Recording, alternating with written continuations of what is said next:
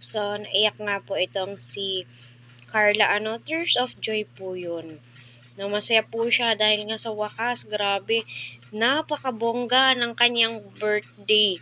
No, na sinabi nga po yon na pictorial lamang po, sa birthday ni Carla. Ngunit, parang prenup na po talaga, no? Parang ikakasal na po itong si Carla. So, kita naman po natin yung effort po talaga ng buong Team Kalingap para maging successful ang kanyang birthday, So, maraming salamat. Syempre, kay Kalingap Prab, Kaya patuloy po nating suportahan, tangkilikin ang kanilang mga video para sa ganun po ay marami pa po silang matutunan.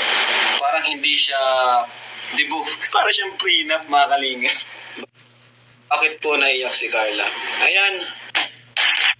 So, bakit nga ba naiyak si Carla?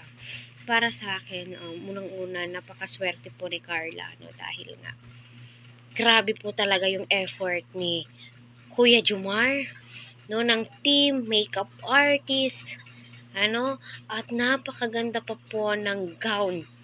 Grabe, di po talaga basta-basta.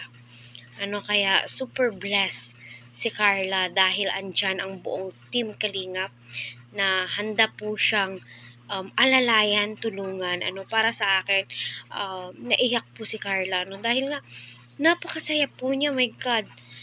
Marami ang nag-aabang sa birthday ni Carla na to. Kasi di po biro Di po basta-basta, mapapasana all ka na lang po talaga, maraming salamat sa iyo, Kalingap Prab, marami ang excited, grabe, humakot agad ng 300,000 views in just 12 hours pa lamang po, di ba?